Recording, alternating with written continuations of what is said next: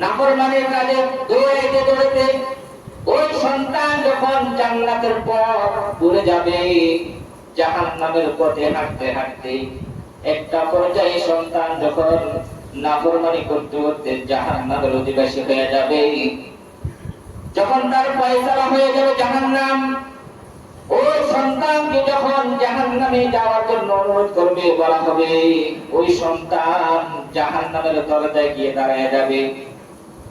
জাহান্নামের দরজার মধ্যে দাঁড়াইয়া ওই সন্তান বাবার বিরুদ্ধে মামলা দায়ের করবে।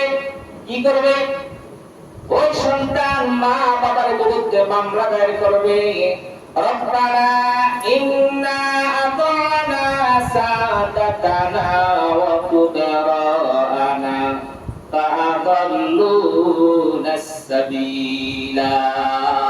সন্তান আল্লাহর কাছে মামলা দায়ের করবে, হে আমার পালনকর্তা, আমি জাহান্নামে হয়ে নাই, আমি নাফরমানির কাজে আমি নিজে যাই নাই, আমার মা বাবা আমাকে জাহান্নামের পথে পরিচালিত করেছে, আমার মা বাবা আমাকে কোরআন শিখায় নাই, আমার মা বাবা আমাকে নামাজ শিক্ষা দেয় নাই, দিন কি জিনিস আমার মা বাবা আমাকে শিক্ষা দেয় নাই। ইয়া আল্লাহ, আমার মা বাবার কারণে আজকে আমি জাহান্নামবাসী হয়েছি, আগে আমার মা বাবাকে জাহান্নামে দাও, তারপর আমাকে জাহান্নামে দাও। সন্তান বলবে, রব্বানা আতিহিম দি'ফাইনি মিনাল আযাব ওয়ালআনহুম লা'নান কাবীরা। ইয়া আল্লাহ, তাদেরকে শাস্তি দেন, তাদেরকে দ্বিগুণ শাস্তি দেন, তাদেরকে আপনার অভিশাপের মহা অভিশাপ দেন। কে বলবে? সন্তান বলবে, ইয়া আল্লাহ, আমরা নাফরমানি করে নাই, ইয়া আল্লাহ, আমরা নাফরমানি করে নাই, আমাদের মা বাবা আমাদেরকে নাফরমানি করাইছে, ইয়া আল্লাহ, আমরা কোরআন শিখি নাই, আমাদের মা বাবা আমাদেরকে কোরআন শিখায় নাই, ইয়া আল্লাহ, আমার মা বাবা আমাদেরকে নামাজ শিক্ষা দেয় নাই, আল্লাহ কি জিনিস আমাদেরকে শিক্ষা দেয় নাই, রাসূল কি জিনিস আমাদেরকে শিক্ষা দেয় নাই, ধর্ম কি জিনিস আমাদেরকে শিক্ষা দেয় নাই।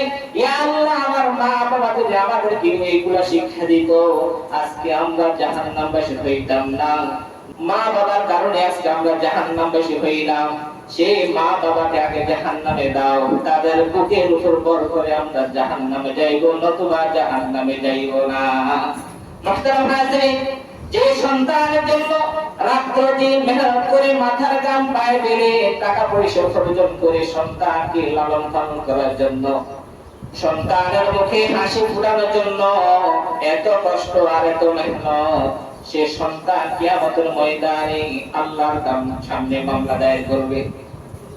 পক্ষান্তরে সন্তানকে যদি দ্বীনি শিক্ষা দেওয়া হয়, দ্বীনি শিক্ষা যদি সন্তানকে শিক্ষিত করা হয়, ওই সন্তানের সামনে দিয়ে মা বাবাকে যখন জাহান্নামে নিয়ে যাওয়া হবে, সন্তান সাথে সাথে তাদেরকে বাধা দেবে, থামো, থামো বলে আল্লাহ বলছে তাকে দাঁড়াও, পরে দাও, আর কথা বলো।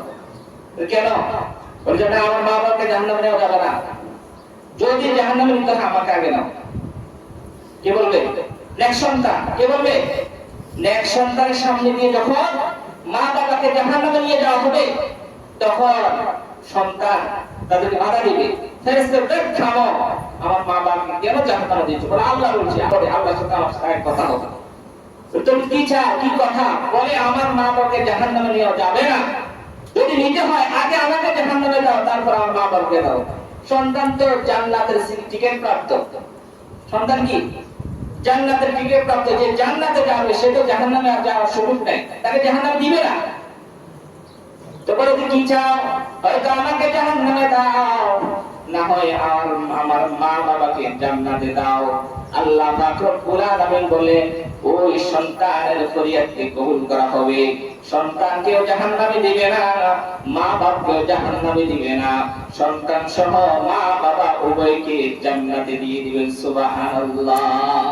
সন্তানকে নেক সন্তান দরকার আছে না নাই? বলেন, সন্তানকে নামাজ শিক্ষা দেওয়া দরকার আছে না নাই? সন্তানকে দ্বীনি শিক্ষা দেওয়া দরকার আছে না নাই?